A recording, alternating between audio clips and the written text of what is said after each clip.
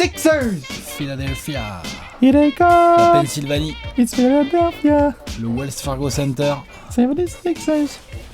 On s'installe tranquillou. Des belles couleurs. Très belles couleurs, j'aime bien moi. Tout à fait, moi aussi. Et les beaux maillots. Eh oui. Le maillot Fila là, ça a de la gueule. Alex, on est quel jour? Nous sommes jeudi. Et tous les 15 jours, Voilà.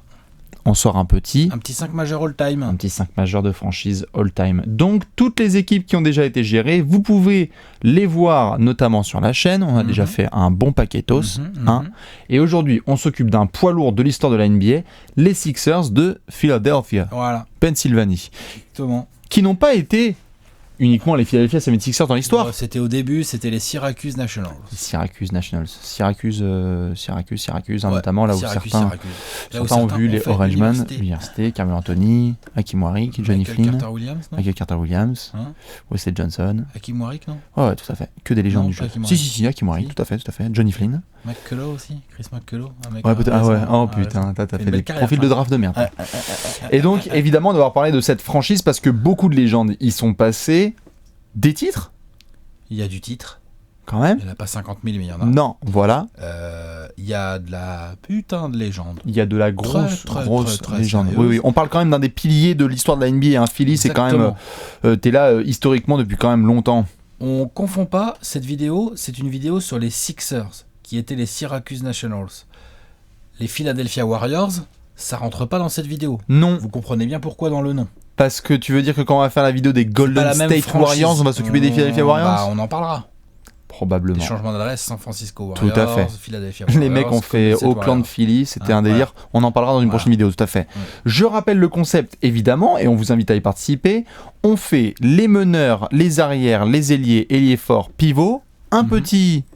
Sixième homme et un coach. Et un coach, tout à fait. Et à chaque fois qu'on fait une section, on sort toutes les mentions et ensuite on tranchouille. On met de la mention et on tranche. Exactement. Est-ce que t'es chaud, Alex? Allez. On va pouvoir donc démarrer gentiment avec le poste de meneur. À la main, quelques petites têtes fort sympathiques. Allez, qu'est-ce que j'ai comme mention? J'ai Jrue Holiday. Oui, All-Star. All-Star aux Sixers en 2013. Ouais, ou peut-être plus tôt, mais ça doit être ça, ouais. En tout cas, sa dernière saison, en tout cas. Ouais. Il est All-Star, il se fait trader derrière. Non, bien sûr, c'est formation. De draft, oui, contre Nerlens Noël. Noël et... des pistaches. contre Elfrid Payton. Et des pistaches, ouais. Mais en tous les cas, oui, Jrue Holiday et All-Star sous le maillot des Sixers quand c'était un petit peu la tentative de remonter, etc. 2012, c'était bien, mais 2013. All-Star, il doit bien être en 18-8. Ah oui, non, c'était Jrue Holiday qu'on a vu notamment cette année en 2018. Ouais, non, sérieux. Extrêmement très sérieux. Tout à fait, il est de côté du terrain. Tout à fait.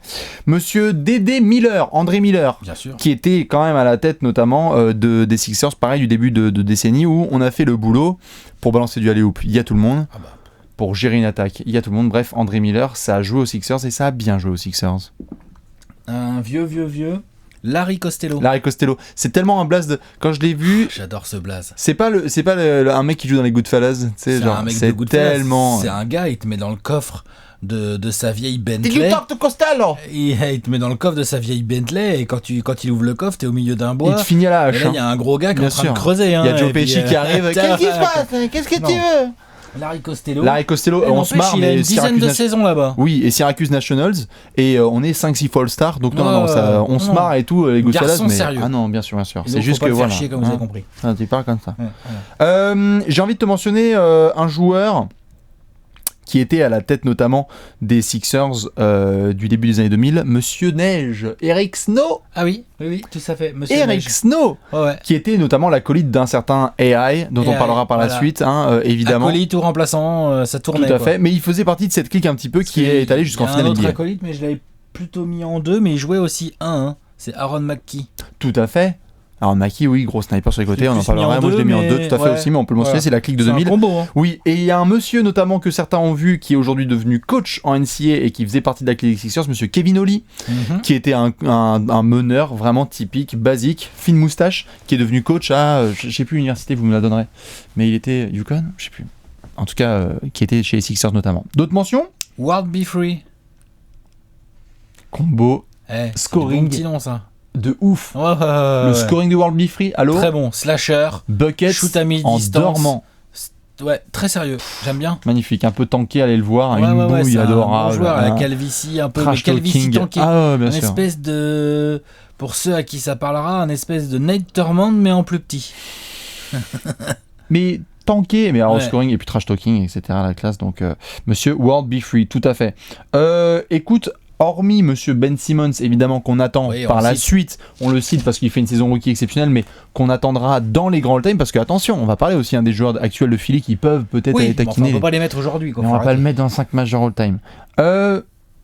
On est bon niveau mention? Bah ouais, parce que moi j'ai l'impression qu'on va peut-être pas forcément être tout à fait d'accord. Donc. Moi j'ai mis Mochix. Moi j'ai mis Allen Iverson. Hein? Ouais. C'est pas le poste auquel je le préfère, mais j'ai mon 2. Très bien. J'ai mon bon vieux 2 qui va bien. Donc j'avais pas envie de l'enlever. Et Allen Iverson, ça va, c'est un combo. Tu peux. De toute façon, il fait 1m83, enfin Donc tu peux être meneur. 1m83 en talonnette et sur un petit marchepied. Et sur Wikipédia, ouais. Voilà, c'est ça. Donc non, bien sûr. Parlons d'Iverson juste rapidement. Merde. Sur la photo, quoi qu'il arrive. Bien sûr, évidemment. Culturellement, statistiquement Allen et tout. Iverson, aujourd'hui, Moi je parle Sixers, je parle d'Iverson. oui, notre génération, enfin on n'est pas tout à fait de la même génération, Alex. mais même les gens plus jeunes que Si nous Alex, et tout, on est de la même génération.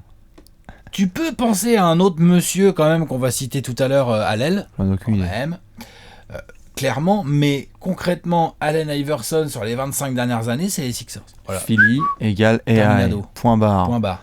Culturellement, 4 identitairement. fois meilleur scoreur de la ligue, je crois. MVP en 2001. MVP en exceptionnelle 2001, meilleur saison. intercepteur, il Tyronn emmène Lue. l'équipe en finale, il passe au-dessus de Tyronn Lue, il a fait des performances au scoring absolument hallucinantes. Il y a la soixantaine, hein. Allen Iverson est forcément dans notre 5 majeur all-time des Sixers. Moi je l'ai mis en 1, donc j'imagine toi tu l'as mis en pivot. Non, il est remplaçant évidemment. Ouais, voilà, en pivot. Non, on verra, mais en tout cas, c'est sûr et certain, il y est. Eh bien, écoute, moi je t'ai mis Monsieur Mochix. Mochix qui non seulement est le meilleur intercepteur de l'histoire des Sixers, qui non seulement est le meilleur passeur de l'histoire des Sixers, mais qui est un des joueurs qui a joué le plus de matchs avec Philly. C'est un meneur vraiment gestionnaire. 10-12 saisons. Ouais, qui a fait vraiment le boulot dans les années 80 surtout, Bien sûr. avec tout l'équipe à qui fait. remporte le titre. Champion 83. Hein. Voilà, et qui a été All-Star, Mochix, hein, si je dis pas de bêtises, il a dû l'être quand même. Oh, quand même, Mochix, merde. C'est possible, mais c'est pas sûr. Mais c'est pas un multiple. Il scorait pas beaucoup. Ouais, hein. non. Donc, vraiment meneur ça, pour être gestionnaire. All-Star, c'est Mais pas je le mets parce que vraiment il est très identifié à Philly et puis dans les livres de records enfin il y a pas pour le moment quelqu'un qui est venu aller chercher sur les important. Il a été Tout à coach, fait. hein, je crois. Hein. Tout à fait, il a été coach Philly. notamment de Philly Voilà. et depuis assistant, il est passé par le Thunder notamment. Donc, Mochix Ok, et Iverson moi, pour Iverson. Alex. Ok, on va checker l'arrière. On passe au mode arrière. Ouais. Allez, poste derrière. Donc j'ai cité tout à l'heure Qui on a Aaron McKee. Tout à fait. Non. Gros sniper, allez voir la gestuelle si vous voulez vous marrer un coup. Gestuel, ouais. Ouais, gestuelle Ça d'Aaron rentrait, McKee. hein. Ça rentre, hein. Mais c'est comme ça, heureusement. D'autres petites mentions? Ah bah, R.C. Hawkins. R.C. Hawkins, tout à fait, que certains ont vu surtout avec les Sonics. hein. Tout à fait, mais il y a 4 saisons, c'est ses 4 premières saisons dans la ligue. Et il est pas discret. Hein. Ah bah, il est en 20 points avec 3-4 rebonds et 3-4 passes, hein, le pépère. Tout Il à est fait. là, R.C. Hawkins, c'est athlétique, ça défend, Tout à ça fait. shoot bien. Non, c'est un bon arrière, ça, Tout à R.C. fait. Hawkins. Je cite le meilleur coéquipier de sa carrière, dirait Charles Barkley, monsieur Andrew Toney, C'est vrai. le Boston Strangler. Pour ceux qui aiment bien les surnoms, vous irez le voir, il y a monsieur 7 Andrew ou 8 Toney. saisons aussi, là. Tout à Il fait. a été All-Star. On parlait de World Be Free tout à l'heure. Get Buckets. Ah bah, Andrew Toney, ça score en dormant. Ouais, Donc il a vous été irez 2 fois voir. All-Star, lui. Hein. Tout à fait, et un peu throwback, hein, comme on dit, c'est-à-dire vous irez voir un petit peu mode de jeu un peu à l'ancienne, donc drive, tir à mi-distance, boulier un petit peu, c'est-à-dire jouer au panier, j'ai provoqué des lancers, monsieur Andrew Toney, et vous irez voir l'histoire derrière le Boston Strangler, l'étrangleur de Celtics. Doug Collins. Oui. Oui. Numéro 1 à vérifier. Il n'y a pas numéro 1 de vérifier draft, ça, je Doug suis Collins, pas sûr de ouais, ça. on verra. Mais Doug Collins, oui, Sixers, coach et joueur en plus. Ouais. Bien Il sûr. a été coach des Bulls aussi. Mais il a été. C'est pas le premier coach de Jordan, lui, au Oh, début, si, là, avant que très Jackson probablement. arrive, là, je crois que c'est Doug Collins. si, Doug Collins, tout à fait. Mais en tout cas, oui, en tant que joueur, Pur il a joueur, bien fait le pur boulot. joueur, pur joueur. Il a été coach des Sixers. Il doit faire partie de l'équipe qui se fait taper par les Blazers en 77, si je dis pas de bêtises. De Collins, qui est un petit peu tristounet parce que c'était un pur joueur. Ouais. C'est comme ça. Ah non, c'est sûr, il fallait finir le boulot. Mais de Collins qui d'ailleurs a été coach, et notamment coach d'une équipe dont de nombreux fans des Bulls se souviennent, car quand Derrick Rose s'explose de genoux et que les Sixers font partie des équipes qui font victoire en étant 8ème par rapport au premier, si je dis pas de bêtises, eh bien, ce sont les Sixers de Collins. C'est possible. Qui après vont jouer les Celtics en 7 matchs, je crois. C'est possible. Mais c'est l'équipe de 2012. C'est un bon entraîneur, il a toujours une bonne réputation. Bon entraîneur, c'est ça, un peu tête brûlée et surtout très bon commentateur. Ouais. J'aime beaucoup en tant que moi aussi, commentateur. Doug Collins, c'est une forte personnalité. D'autres petites mentions ? Il n'y a pas non plus à l'arrière. un incroyable nombre d'arrières de fous Non, chez les Sixers. moi je suis pas mal à l'arrière. Là. Écoute, je te balance juste des petits noms. Je te balance juste des petits noms quand même qui font plaisir. Un Swaggy. Oui, c'est vrai que c'est à l'arrière, ça Swaggy. Swaggy, ça joue à l'arrière à Philly et ça fait le boulot. Hein, il fallait quand même le mentionner. Puis après, vous irez voir d'autres légendes qui ont joué notamment au milieu des années 90. On peut en effet tranchouiller. Donc toi, The Answer, Allen Iverson, à son poste naturel, celui derrière. Toi, tu fais un bac court petit, quoi. Ça me dérange pas. Non, mais pourquoi pas. AI, c'est vraiment un arrière pour moi, mais on peut le mettre en meneur tout à fait. Moi, j'ai mis Al Greer. Oui. Obligé de mettre Al Greer. Je peux pas enlever Al Greer. Le mec, il a été genre 10 fois All-Star. Oui, Hall of Famer, les yeux fermés, quoi. 10 fois All-Star. Bien sûr. Les All-Star Games, c'est pas un truc que tu comptabilises forcément. C'est pas le truc que tu juges, dont tu te sers en premier pour juger un joueur. Par contre, quand un mec commence à avoir été 10 fois All-Star, tu te dis bon, ouais. Ok. C'est lui qui a mis le plus de lancers, je crois, de l'histoire des Sixers. Un truc comme ça. Je sais pas. Enfin, en termes de scoring, pareil. C'est un 25-5 l'autre. Hein. C'est un 25-5, genre. On a dû le mentionner très probablement, on l'a pas sous les yeux, mais dans le 5 majeur de la décennie. On l'a pas mis dedans, mais je pense qu'on l'a mis dans les mentions au poste derrière de sa décennie à lui. C'est possible, tout à fait. Al Greer, ça doit être 60s. Hein. Ouais. Je pense. Ouais. Donc à vérifier, possible, mais je pense parce que c'est vraiment une des. C'est sérieux. Dans les années 60, c'est vraiment une image forte de Philly, de Syracuse, monsieur. Donc moi je l'ai mis. Pour moi, c'est mon 2. Très bien. Qui est à côté d'Iverson, je trouve ça sympa parce que dans le genre dur à défendre, c'est clair. Là, c'est une sale paire. Ah non, c'est clair, c'est une sale paire à défendre. Moi j'avais besoin d'un gestionnaire parce que si tu veux, avec les connards que j'ai devant, Iverson qui gère les dépossessions. Allez, distribue. Désolé. Allez. Tout. Avec les œillères. Nous avons donc Allen Iverson et Al Greer pour Alex sur le bac court et moi Monsieur Mochix et Allen Iverson. On passe sur l'aile. Ouais. Poste délié. Quelques jolis petits y a de la belle bête, joueurs. Ouais, j'aime bien moi. De qui on parle? André Iguodala. Iggy. Ah. Iguodala. Tout à fait, Monsieur Iguodala. Ah oui. Rien que pour le alley-oop, la balle donnée par Iverson, rien que pour ça s'associe déjà. Ça. Sur le dunk contest? Non, en match, là. En match. Ah oui, en match. On met comme ça, là. Et rien que pour le dunk contest aussi, hein. Ouais. Le dunk contest où il se fait voler par Nate Robinson. Il la passe dans le dos, là. C'est vrai qu'il se fait voler. T'as raison. Et le alley-oop contre derrière la planche d'Iverson. Oui, mais celle où il se la passe dans le dos, je la trouve complètement ouf. Incroyable. Iggy, incroyable de formation. En plein match, là, il est fou. Tout à fait. Non, on devait le mentionner. Donc, obligé de mentionner Allen Iverson, n'importe quoi. André Iguodala. Oui, qui a fait notamment ses débuts avec un joueur que les fans des Cavs vont apprécier, Monsieur Kyle Korver. C'est vrai. Monsieur Kyle Korver a fait ses débuts à Philly avec la clique Iverson et compagnie et Iggy. C'était le sniper, chaussettes hautes, coupe de Ashton Kutcher. On a fait le boulot. Ah non, Monsieur Kyle. Je croyais qu'il était caché. Monsieur Kyle. On le voit pas. Mais on le voit pas. On le voit pas dans la tête. Monsieur Kyle Korver, il est évidemment mentionnable parce que il a fait ses débuts en tout cas à Philly. Joe Bryant, est-ce qu'on le met à l'aile? On le met à l'aile, non? Jelly Bean. J'aime bien moi. Alex, juste pour les gens qui connaîtraient pas Joe Bryant, ça me dit quelque chose ce nom de famille. Ouais, c'est le papa de Kobe. Le papa de Kobe a joué à Philly, évidemment. Grave, ils sont de Philly. C'est pas Karim qui se fait postériser ligne de fond là? Ils sont de Philly, hein? C'est pas Karim qui se fait postériser? Le papa de Kobe était plus grand que Kobe, hein. C'était un 2m03 ou un truc comme ça, peut-être même plus, 2m05. C'est un espèce d'ailier. Slash. Certains disent que c'était un peu Magic avant Magic. Bon, c'est de l'enflammage. Hein. C'est qui a dit ça? C'est Kobe, non? Non, Ouais, c'est dans le bouquin de la Zenby, là, dans le Showboat, là où il y a des mecs qui expliquent ça. C'est les gens de Philly. Hein. C'est des gens des playgrounds de Philly. Ouais. Donc le père, un jour il a mis 200 points. Mine de rien, on parle quand même. Bon, il a pas bien réussi sa carrière en NBA, mais il a quand même participé à des finales NBA perdues, hein, les fameuses de 77, avec les Sixers. Avec les Sixers, tout à fait, avant de partir en Italie. Il était jeune, hein, je crois, il était rookie ou sophomore. Oui. Avant de partir en Italie et de donner notamment une petite éducation à un joueur que vous entendrez parler par la suite. Donc, Monsieur Joe Jellybean Bryant. Exactement. On devait le mentionner d'ailleurs. Inutile de mentionner Kobe dans les arrières. Lui qui est considéré par certains comme un gars de Philly. Oui, d'accord, mais il n'a jamais joué sur les Sixers. Exactement. Non, mais tu sais, pour les gars, certains qui sont tous les gars, genre Dion Waiters, tout ça, c'est les gars de Philly. Oui, d'accord, mais bon. Ah, parce que le maillot, il a pas joué tout à fait. Non, mais c'est juste pour faire une transition. C'est que Philly. Jordan, c'est un mec de New York, Brooklyn, c'est un X. Tout à fait. Non, mais c'est juste pour mentionner que en termes de berceau, Philly, c'est un gros berceau de basketteurs en NBA. Bien sûr, mais de toute façon, en fait, c'est des grosses villes aussi. Oui, tout à New fait. York, Mais là, c'est Philadelphie, vraiment, Los Angeles, bien sûr, bien sûr, quand même, bien sûr, bien sûr. ça joue. Tout à fait. Sur les ailiers, on doit parler évidemment de monsieur Billy Cunningham. Ouais, grave. Ça, c'est un 20-10, 20-10-4 ou 20-10, je sais pas combien. Enfin, le bon ailier à tout faire. Besogneux. Ouais. Oh putain, vraiment old school. Ceux qui aiment bien les Babtou notamment, qui jouent des coudes, Billy Cunningham, c'était sale. C'est un dur au mal, ça. Bien sûr, et qui a été coach derrière. On va en parler, je pense. On en parlera tout à l'heure. J'en ai un autre à te citer, j'ai Chet Walker. Tout à fait, je l'avais aussi, monsieur Chet Walker. Ça score, hein. Ça score, get bucket, de toute façon à Philly, c'est ton taf. C'est bien clair, sûr, hein. bien sûr, il faut. Ailier bien sérieux, il a été All-Star plusieurs fois. Oui. Ça score du 20 points, les yeux fermés, ça. Hein. Bien sûr. Donc ça, c'est du bon petit ailier. Puis en plus, il est resté quand même quelques saisons. Hein. Toi, bouge pas. Pouf. 7 saisons, j'ai noté. Donc Tout à fait. Bien sûr. Client sérieux. Est-ce que j'ai le droit de te mentionner un certain Jerry Stackhouse? Oui, bien sûr. Bah, pourquoi pas. Les débuts de Jerry Stackhouse à Philly. Uh-huh. Wouh, on parlait de get bucket. Le nouveau Jordan. Le nouveau Jordan. Ouais, bon.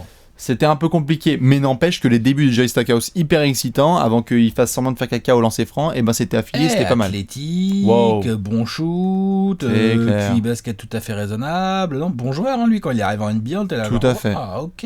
North Carolina, nouveau Excuse, Jordan. North Carolina, numéro 23. D'accord, What? Tout à fait. Sur les ailes, moi j'ai. d'ailleurs, je crois. Ouais. Sur les ailes, moi je suis bon là. Bah, moi j'ai mon choix. Donc. Inclinez-vous. Bon, oui. Inclinez-vous. Bon, là, il n'y a pas de. Il n'y a pas de discussion, là. Il n'y a pas d'histoire de on change de poste, tout ça, machin. Tu en parlais tout à l'heure. Si certains ont envie de mettre Allen Iverson en couverture de n'importe quelle photo des Sixers, non. sinon c'est Moi, Julius Erving. C'est pas sinon. Moi, je mets Julius Erving. Très bien, Point barre. Tu peux. Et puis à côté, je mets Iverson. Mais l'emblème pour moi des Sixers, c'est Julius Erving. Dr. J. Ouais. Qui certes est associé pour certains aux Nets, etc. N'importe quoi. Alex, je peux le finir juste. Il est associé par certains aux Nets. C'était de la ABA. Mais bien sûr, c'est pour ça que je dis juste, c'est que sur certaines photos, quand il fait notamment le beau maillot avec les étoiles, c'est avec les Nets notamment. D'accord. Le maillot est beau. Mais bon, les 10 ou 12 saisons, c'est sous le maillot des Sixers, en NBA. Tout à fait. MVP en 81. 81 probablement, oui. Comme ça, hein. Tiens, MVP ça de aussi. régulière, All-Star, grosso merdo. Je crois que tous les ans aux Sixers, il est All-Star. Oui, il a même été MVP du All-Star Game assez tard. Quand même sérieux. Tout à fait. Le concours de dunk. Les moyennes statistiques, bon, voilà, c'est là. C'est champion, ça fait partie de l'équipe championne en 83. Enfin voilà, non. Julius Erving, c'est absolument incontestable dans l'aile. La classe C'est incontestable. The ailier de Philadelphie. Évidemment. Après, ce qui lui Encore un empêche. qui est né à New York, ça. Oui. Ce qui l'empêche de. Virginie, New York. Ok. Il est né à New York, je Ok. crois. Ce qui l'empêche souvent, alors il a une image tellement réputée. En France, on a un petit peu du mal. Aux États-Unis, il est respecté incroyablement parce que c'est vraiment un des sauveurs, notamment du basket, la ABA, etc. On en fera des longs pavés un jour pour expliquer notamment ça à certains. Mais ce qui est intéressant avec Julius Erving, c'est que il a le titre, comme tu le dis, au début des années 80. Ce qui fait un petit peu tâche sur son CV, c'est cette finale de 77, où il est favori face aux Blazers. Ouais. Et il n'arrive pas à dominer. Où il perd, Après, et notamment avec le shoot de la gagne, etc. À sa décharge, le shoot de la gagne. Le shoot de la gagne qui devait être réservé pour lui et qui est donné à un coéquipier finalement. À sa décharge, il est entouré d'une équipe très jeune. Oui, avec une bien raquette, sûr. genre Bien c'est sûr, bien Daryl Dawkins, Ouais. qui a genre Non, 20 ans. c'est des enfants. 20 bien ans. sûr, bien sûr. À côté, il y a George McGuinness Oui. qui est un poste 3-4. Et en face, il faut se farcir une raquette de malade avec Maurice Lucas et notre ami Bill Walton. Tout à fait, mais Donc, ils étaient favoris et c'était l'emblème de la NBA à cette époque-là. Tout à fait. Et ils se sont fait bouffer en finale. Voilà. Donc Mais c'est le après, seul truc qui fait tâche, mais quand sinon. tu regardes avec le recul, tu te dis ouais, ils étaient favoris des médias surtout, parce que sur le terrain, c'était pas évident. C'est sûr, fait. c'est sûr. C'est ça que je veux dire. Tout à fait. Et évidemment, légende vivante et exemple auprès de nombreux joueurs. Michael Jordan est le premier à le dire. Prend le 6, S'il prend le 6 notamment, il l'a dit, c'est pour l'ami. Et puis Jojo aussi, il l'a dit. Jojo, grave. Mon idole, c'est Julius. Donc respectez un petit peu la légende. Voilà. Starter sur l'aile, monsieur Dr. J. On passe aux ailiers forts. Ouais. Poste d'ailier fort. Oh là, il y a plein de mentions. Il y a pas mal de monde, ouais. Ouais. Dolph Schayes. Ouais, commençons par Dolph Schayes. Qui deviendra coach après. Tout à fait. Vous De la pourrez belle vous stat, renseigner un petit peu. c'est 10 ou 12 fois All-Star, C'est un mec qui fout une vingtaine de points, mettons 18, avec 10-12 rebonds tous les soirs. Parmi les meilleurs marqueurs et rebondeurs parmi les meilleurs marqueurs et rebondeurs de l'histoire des Sixers. Donc c'est un peu sérieux. Meilleur rebondeur, je dirais. Peut-être. Possible. Monsieur Dolph Chase. Dolph Chase. Oui, un copain qui est resté longtemps et pourtant qu'est-ce qu'il est sous-estimé, Monsieur Tadif Young. Ça a fait beaucoup les Sixers. Grave. C'est resté pendant longtemps, ça a fait sa formation là-bas, etc. avant de vagabonder ensuite. Mais Tad Young, il était là aussi. Jason Smith aussi ou pas? Non. Il est arrivé là-bas. Hein. Tout à fait. Est-ce qu'on cite Chris Webber?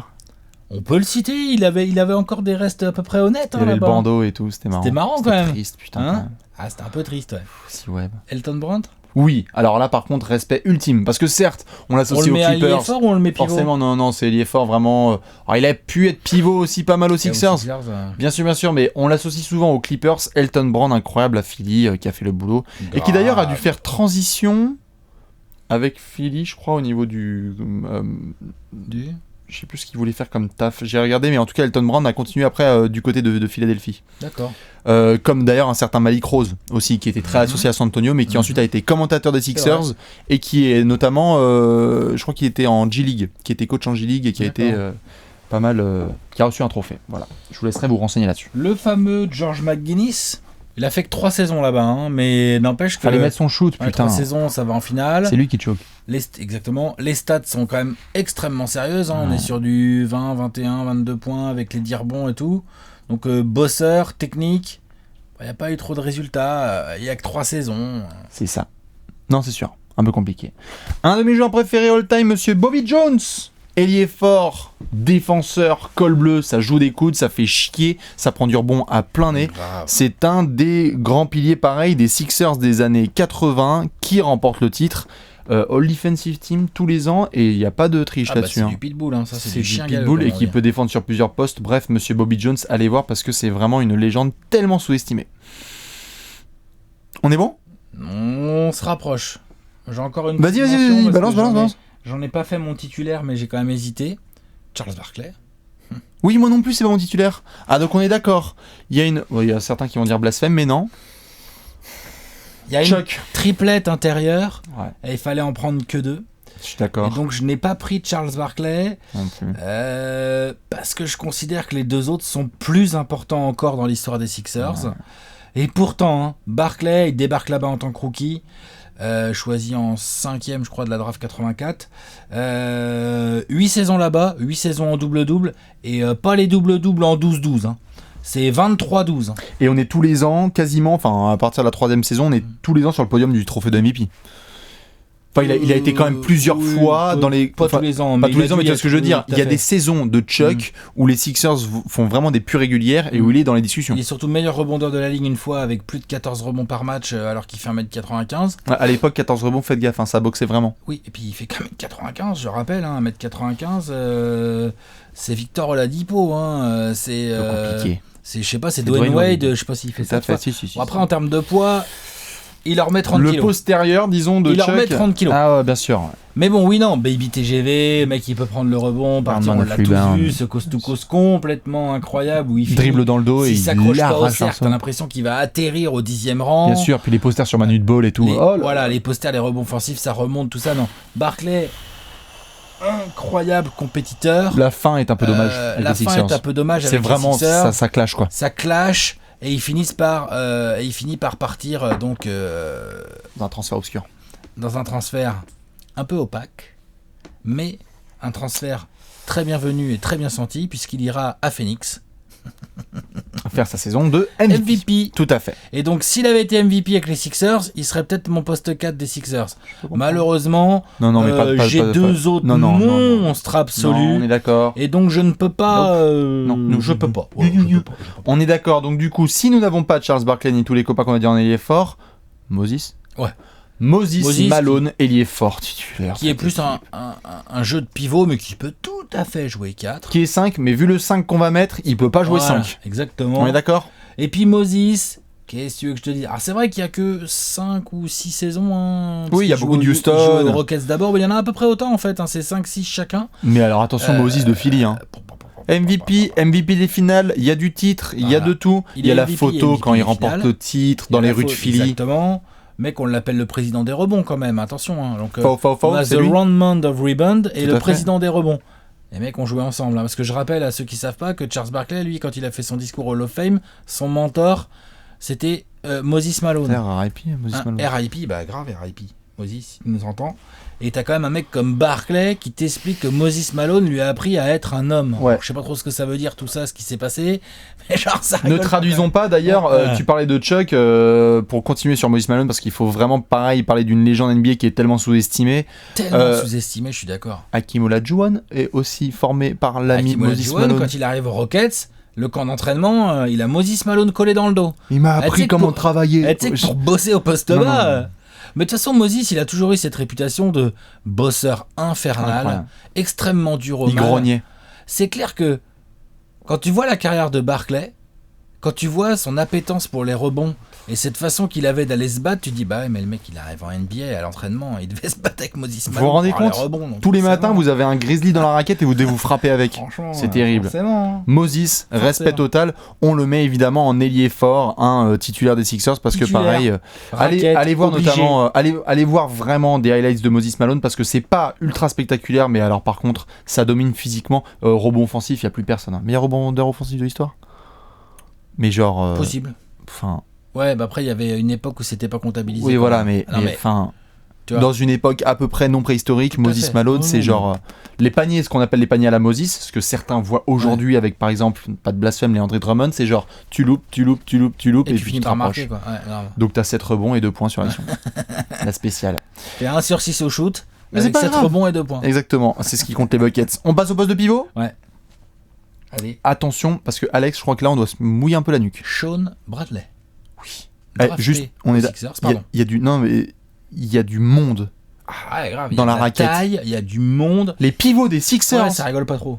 Tu me disais Sean Bradley, Sean Bradley, tout à drafté fait. par les Sixers. Oui. Un peu haut à mon goût, mais ça on y reviendra peut-être dans une autre vidéo. 2m26. Une machine à posters, mais une machine à être sur les posters. Et à contre aussi. Et à contre, évidemment, bah, de toute façon, quand tu fais 2m26, là. Ouais, bah. Qui n'avait pas un niveau de jeu hallucinant, le Red, je veux dire, c'était pas un technicien hors pair, il avait pas une grande mobilité, mais c'est vrai qu'il protégeait bien son cercle animal. Oui. Père de 8 enfants. Oui, c'est vrai. Ou de 9, je sais plus. Ouais, c'est vrai. Ce genre d'infos que vous pouvez obtenir dans le livre Trash Talk, Ouais, tout évidemment. à fait. S'est fait écrabouiller une fois ligne de fond par Tracy McGrady sur un truc absolument monstrueux. Shaquille O'Neal, Sean Bradley Mm. sur YouTube. Ouais, tapez ça, c'est excellent. Kevin Garnett, Sean Bradley, Jermaine O'Neal, Sean Bradley. Ils l'ont Enfin, tous bref. écrabouillé en fait. Tout le monde lui est monté sur la gueule. Javel McGee a joué aux Sixers, mais Bien restons sûr. sérieux un petit peu. Monsieur Samuel D'Alembert. Samu, Dédicace, Mumu, Haïti. ouais, tout à fait. Samuel D'Alembert qui était Grave. là au début des années 2000 et qui était cool. C'était un des pivots Ouais, emblématiques. bon défenseur. Ouais, bien sûr, bien sûr. Dur au mal, Ouais. rebond contre, Double-double, un Iverson, peu limité en attaque, bien sûr. mais très intéressant. Beaucoup de AI. Tout à fait. Dans la continuité, c'est-à-dire le Samuel D'Alembert du très très riche Dikembe Mutombo. Oui. Du très très riche, j'ai bien dit. Hein. Mais Dikembe, hein, il est 2001. encore sérieux le mec en 2001. Bien sûr, défenseur de l'année. Il rigole pas du tout. Hein. Il arrive en milieu de saison Mhm. et il devient défenseur de l'année et il emmène les Sixers en finale avec Il AI. les emmène. Oui, voilà, il est avec AI. Quoi. Avant de se manger un petit un 34 des Lakers. Je verrai. Ouais, piquant. 3 fois rien. Monsieur Johnny Redker, notamment, qui est souvent associé aux Bulls en tant que commentateur, mais Monsieur Ouais, Redker, qui ouais. était intérieur, pareil, vraiment old school, on est All-Star quasiment tous les ans. Ouais. Andrew Bynum. Andrew Eh, c'est un Bynum. RIP, ça, hein. Putain, non mais là c'est Eh. carrément Oh, RIP. c'était une petite. tu Non, vois, non, mais tu peux parce que pour franchement. rigoler quoi. Non, non, mais tu peux parce qu'Andrew C'est marrant Bynum, quand même. il fait partie de la légende des pivots. Hein c'est marrant quand même. Tout à fait, t'as le droit. Elle est On très cite belle. Joel Embiid, hein, on le cite. On On va le- pas non plus le mettre pivot titulaire. Non, mais on le cite, mais attention parce que s'il continue comme ça et qu'il fait de longues saisons, certes ça va être compliqué pour aller chercher Bibi tout en haut, Bon, mais ça va être compliqué. mais attention parce que tu peux faire toute ta carrière dans la franchise. Imagine Joel fait toute sa carrière chez les Ouais, Sixers. ça va être compliqué. Ça va être compliqué. J'ai d'autres petites mentions juste à te balancer. Vas-y. Monsieur Caldwell Jones à l'ancienne, Ouais, vous irez tout voir. à fait costaud. Et protecteur ultime d'Arceau avant que Dikembe arrive, Monsieur Theo Ratliff. Bien sûr, Theo Ratliff. Theo Et moi, j'en ai Ratliff une autre, j'en parlais tout à l'heure. Daryl Dawkins. Hein. et Daryl Ça Dawkins. se cite. Hein. Le show, mais bien sûr. Eh, hein. Le Chocolate Thunder. Ça en a pété des cercles. Hein.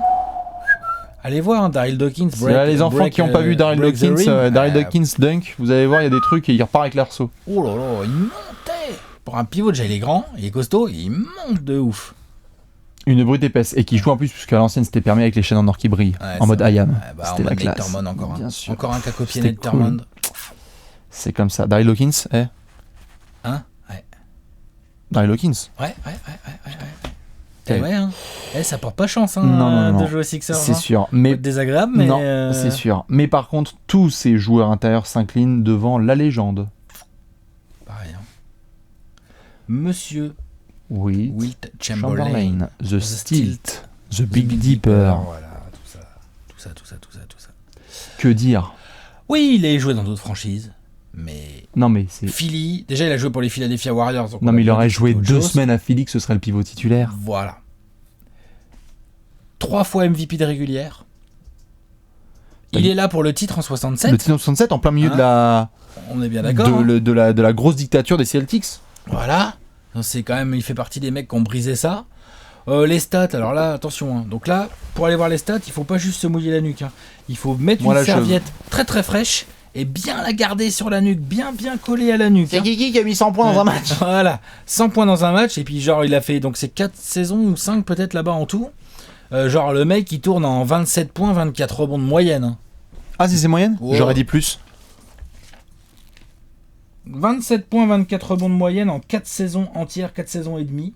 3 fois MVP, le titre en 67. Bon voilà. Et puis c'est Wilt Chamberlain. Mais attends, ça veut dire que... Ah oui... Son match à 100 points, il le fait où? Moi, son match à 100 points perso, pour moi, c'est Philadelphia Warriors. Ok. Ouais, probablement. Je suis quasiment sûr. Ouais, quasiment sûr aussi. Pour moi, c'est le maillot Fila, mais c'est les Warriors. Fila, ouais. Oui, mais c'est trompeur.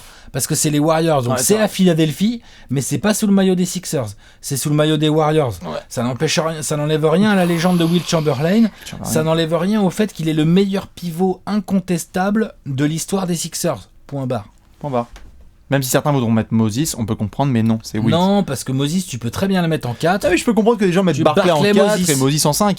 Genre, ça s'entend, bien sûr. Avec Wilt Chamberlain en sortie de banc. Ouais, voilà, ça cause. Passage, putain, bonjour la triplette de raquette, là. Pour aller chercher un rebond, mon pote. Pour prendre position au poste bas. Tu oublies, tu shoots. Et pour prendre position au poste bas, mon pote, là. Tu face up tout le temps. Au moment où tu demandes la balle, t'es au bord de raquette, le mec te pousse un peu dans le dos, bim, t'es à la ligne à 3 points, mon pote. C'est terrible. Tu dégages. C'est sûr. C'est chaud.